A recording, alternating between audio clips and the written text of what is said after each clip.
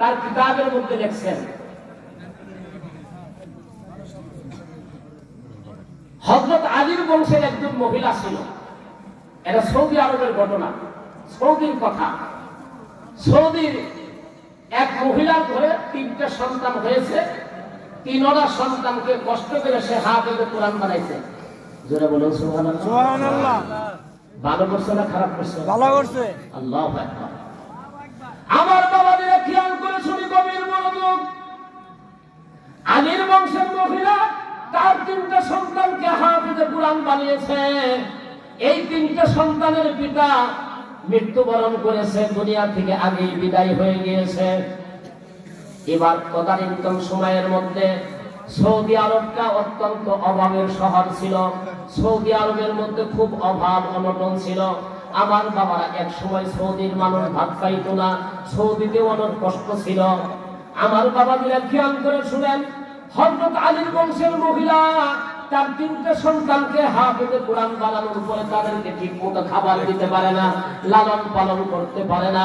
এই 3টা সন্তানকে কিভাবে দেখাশোনা করবে?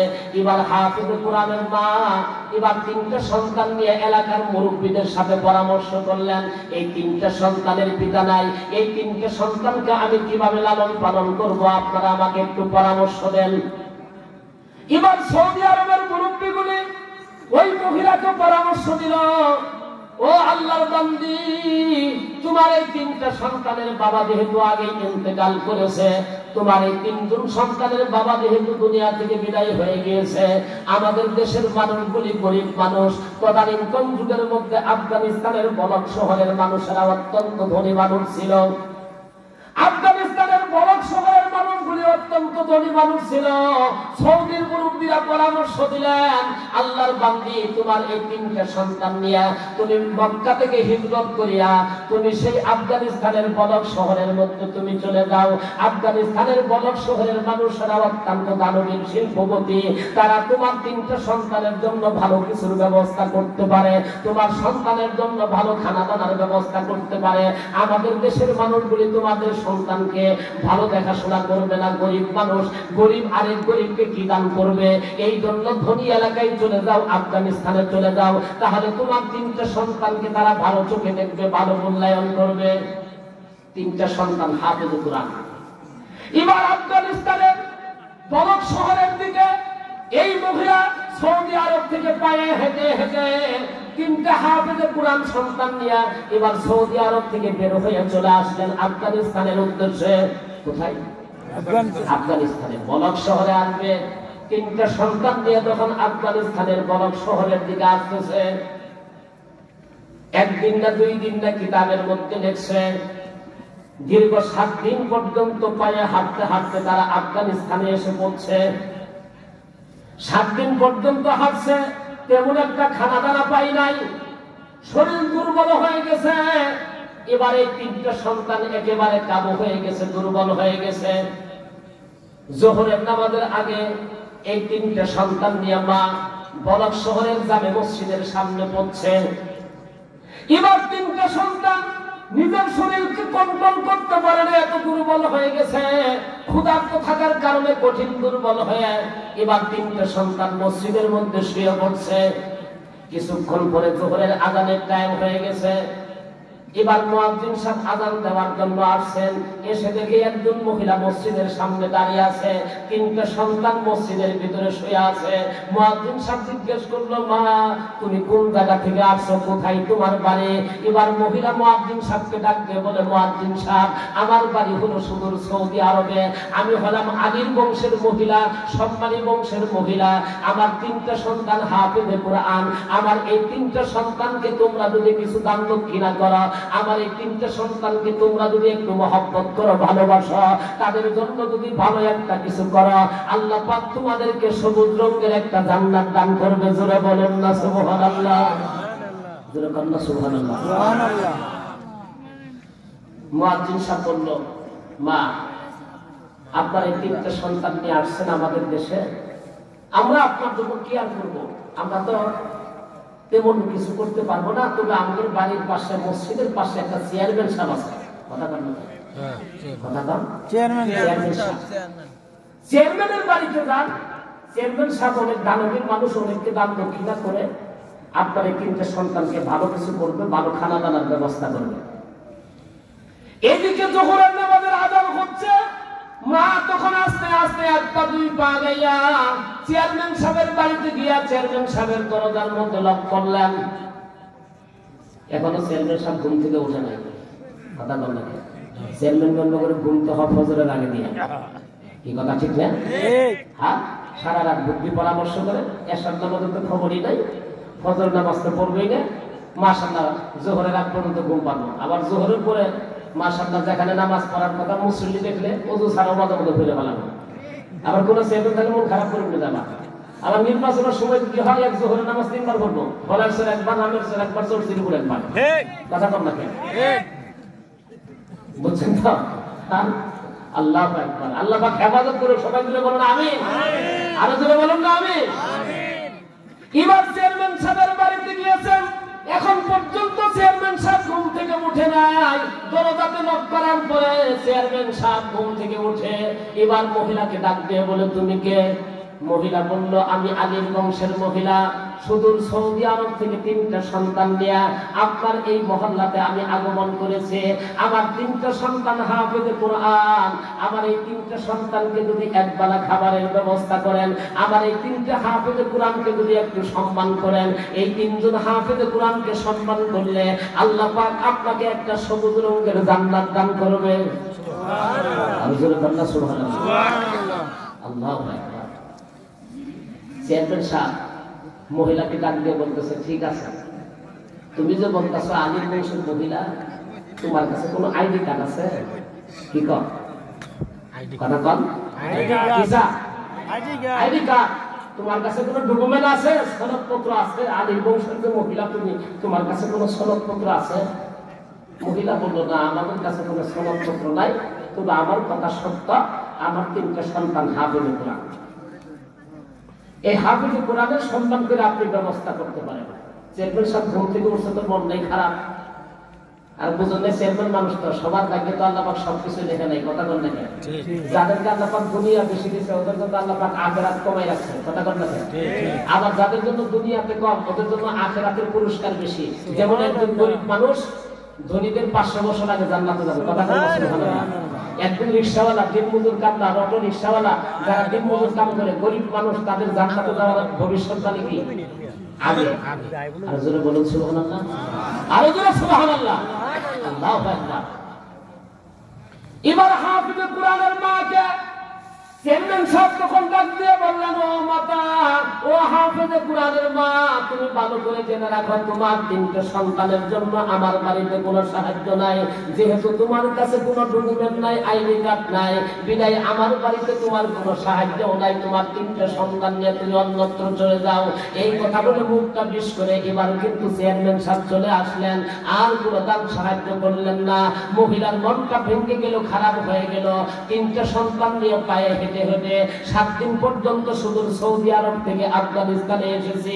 একবেলা খাবারের ব্যবস্থা হলো না, কি করা যায়? জোহরের নামাজটা শেষ হয়ে গেছে, মুসল্লিগুলি বের হয়ে চলে গেছেন। এবার মা জামে মসজিদের গেটের মধ্যে দাঁড়িয়ে এলাকাবাসীদেরকে ডাক দিয়ে বলে, ও এলাকার মুসল্লি ভাইয়েরা, আমার তিনটা হাফেজে কোরআন নিয়ে সুদূর সৌদি আরব থেকে তোমাদের মহল্লায় আগমন করেছে। আমার তিনটা সন্তানকে একবেলা খাবারের ব্যবস্থা করলে আল্লাহ পাক তোমাদেরকে একটা সুদূর রঙের জান্নাত দান করবে। জোরে বলুন না সুবহানাল্লাহ। এবার মুয়াজ্জিন সাহেব আবার দৌড় দিয়ে আসেন, চেয়ারম্যান সাহেব কিছু দেয় নাই? না, চেয়ারম্যান সাহেব তো কিছু দেয় নাই। তাই নাকি? আচ্ছা ঠিক আছে, চেয়ারম্যান সাহেব একটু দেরি, এক কাজ করা, এই বেটি শোনা, এটা আমাদের মসজিদের দক্ষিণ পাশে আরেকটা বাড়ি আছে, লোকটা আগুন পূজারি। জোরে কন্যা নাউজুবিল্লাহ, অগ্রিম আরো দিয়ে একবার নাউজুবিল্লাহ করে নেন। নাউজুবিল্লাহ, নাউজুবিল্লাহ। আচ্ছা বলুন তো দেখি, জান বাঁচানোর জন্য হিন্দুর বাড়িতে খাওয়া যায় না, শোনা নাই? কথা বলি আছে, আছে, দুই একটা ফতোয়া আমরা দেন, আমরা ফতোয়া দেন, আছে, আছে। আর জান বাঁচানোর জন্য হিন্দুর বাড়িতে খাওয়া কি আছে? আছে, আছে, জায়েজ আছে। জান বাঁচানোর জন্য হারাম খাওয়া কি আছে? জায়েজ আছে। যদি যত লোক খাইলে জান বাঁচে, এতটুকুর জন্য আছে। এখন মুয়াজ্জিন সাহেব পরামর্শ দিচ্ছে যে যদি আছে এই মানুষটা আগুন পূজারি, আগুনের পূজা করে, মুশরিক, আগুনের পূজা করে, আল্লাহরে মানে না, আগুনকে পূজা দেয়। আমাদের বাংলাদেশেও কিন্তু আছে, এই শেরপুরেও সূর্য পূজারি আছে। আমি নিজে দেখছি পানির মধ্যে ওই যে এই গাঙ্গিনের পাড় আছে না, গাঙ্গিনের পাড়, গোয়ালপট্টির পাশে গাঙ্গিনের পাড়, গাঙ্গিনের পাড়ের মধ্যে সূর্য যখন উঠে তখন পানির মধ্যে নাইবে সূর্যকে প্রণাম করে, আবার সূর্য যখন ডুবে তখন একদম মানুষ সূর্যকে কি করে পূজা করে, ওরা হলো সূর্য পূজারি। কথা কন না? এখন ওই মানুষটা হলো আগুন পূজারি। মুয়াজ্জিন সাহেব পরামর্শ দিল, ঠিক আছে মা, যেহেতু চেয়ারম্যান সাহেব কোনো দান দক্ষিণা করে নাই, এই যে বাড়ি আছে একটা বাড়ি, এই লোকটা আগুন পূজারি, এর বাড়িতে যান। এই লোকটা বিধর্মী হলো, মানুষকে একটু দান দক্ষিণা করে তার বাড়িতে যান, সে আপনার জন্য খাবারের ব্যবস্থা করতে পারে। জোরে কন্যা সুবহানাল্লাহ, আল্লাহু আকবার। আমার বাবাদেরা ভালো করে খেয়াল করে শুনেন, গভীর মনোযোগ দিয়ে বলছি। ও আমার বাবারা ভালো করে খেয়াল করে শুনেন, মা কিন্তু এবার সন্তানের দায়ে, মা কিন্তু সন্তানের কষ্ট সহ্য করতে পারে না। কথা বল ঠিক কিনা? যেরকম মা কি সন্তানের কষ্ট সহ্য করতে পারে না? মা সন্তানের কষ্ট লাঘব করতে করার জন্য চেষ্টা করে, সন্তানের কষ্ট মা সহ্য করতে পারে না, নিজে না খাইয়া মা সন্তানকে খাওয়া। কথা বল ঠিক কিনা? এবার মা তার তিনটা সন্তানকে একবেলা খাবারের জন্য এক পা দুই পা আগাইয়া এবার মাদুসির বাড়িতে, অগ্নি পূজারীর বাড়িতে রওনা করে দিলেন। আমার বাবারের জোহরের নামাজের পরে আসরের নামাজের আগ দিয়া এবার কিন্তু মাশাআল্লাহ তার বাড়িতে যখন ঢুকছে, এবার আগুন পূজারীকে ডাক দিয়ে বললেন, ভাই আমি সুদূর সৌদি আরব থেকে আগমন করেছি তিনটা সন্তান নিয়ে, আমি আলীর বংশের মহিলা, আমি নবীর পরিবারের মানুষ, আলীর বংশের মহিলা, আমার তিনটা সন্তানকে একবেলা খাবার দিলে আল্লাহ তোমাকে সবুজ রঙের একটা জান্নাত দিবে। কে আসো কামাই করবা আমার এই জান্নাতটা, আমার এই তিনজন হাফিজে কোরআনকে একবেলা খাবারের ব্যবস্থা করবা। আগুন পূজারী শোনার সাথে সাথে মুস্তি একটা হাসি দিলেন, মহিলাকে আর কোনো কিছু জিজ্ঞাসা করলেন না, মহিলাকে ইশারা দিলেন তুমি এই জায়গায় বসো, আর তার বাড়িওয়ালিকে হুকুম করলেন ওই তিনটা সন্তানকে মসজিদ থেকে ধরে তুমি নিয়ে আসো। কামলা বেটাকে হুকুম করলো তিনটা সন্তানকে ধরে নিয়ে আসো। খাবারের ঘরে নিয়ে গেলেন মা আর তিন শিশুকে বসাইয়া একসাথে হর কিসিমের খাবারের আয়োজন করিয়া উন্নত মানের খাবারের ব্যবস্থা করে তাদেরকে খাবার খাওয়াইলেন।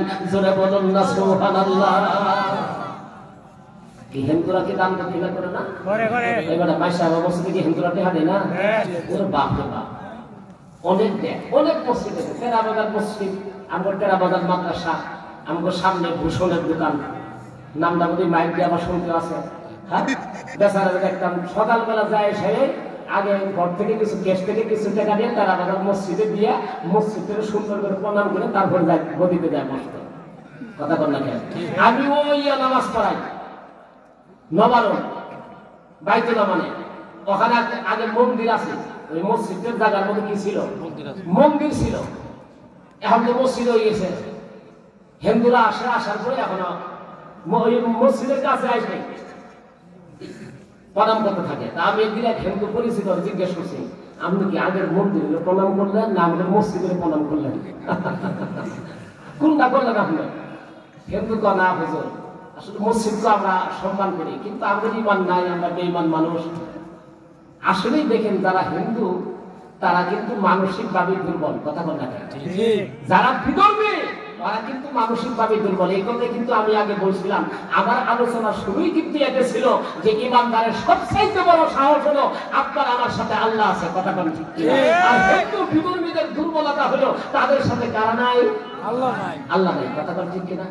এটা আমাদের মুসলমানের ঘরের সন্তান, আমরা যদি কোনো জকি এলাকাতে যাই, গ্রাম অঞ্চলে যাই, এক জায়গায় যাইতেছি, রাতে দূরে বাঁচতেছে, মাশাআল্লাহ কারেন্ট চলে গেছে, বিদ্যুৎ চলে গেছে, অন্ধকার, জঙ্গল, পাশের যা, এখন কিভাবে যাব ভয় লাগতেছে। তারপরে মুসলমান ব্যক্তি যখন যা, তখন যাওয়ার সময় কি করে মনে মনে যা, আর সূরা কালাম যা জানে সূরা ফাতিহা বারে বারে পড়তেছে।